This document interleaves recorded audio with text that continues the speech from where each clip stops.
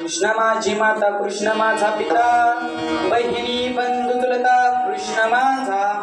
आता आपण अभंगाच्या दुसऱ्या विभागाचे विवेचन पाहूया. तुकाराम महाराज अभंगाच्या दुसऱ्या विभागात म्हणतात की आपले गुरु कसे आहेत, गुरूंचे कार्य व गुरूंचे कर्तव्य.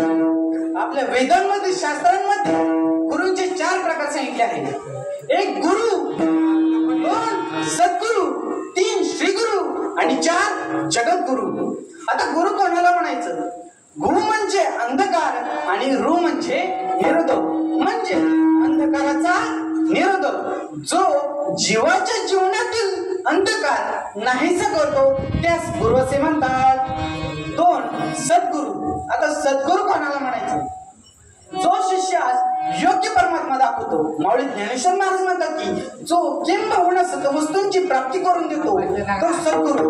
नाथ महाराज भागवतात वर्णन करतात, मंत्र तंत्र उपदेशिते गुरु घरी गुरु आयते, जो शिष्यास मिळवी सद्वस्ते सद्गुरु त्यासी श्रीकृष्ण मानी. किंवा जो शब्द बरी निशांत शिष्य प्रबोधनी समर्थ, तोची सद्गुरे जाण निश्चिंत उद्धवा. सांगण्याचा असा आहे की तुम्हाला मंत्र तंत्र उपदेश करणारे भरपूर गुरु मिळतील, पण योग्य परमात्मा दाखवणारे एकच गुरु मिळतील.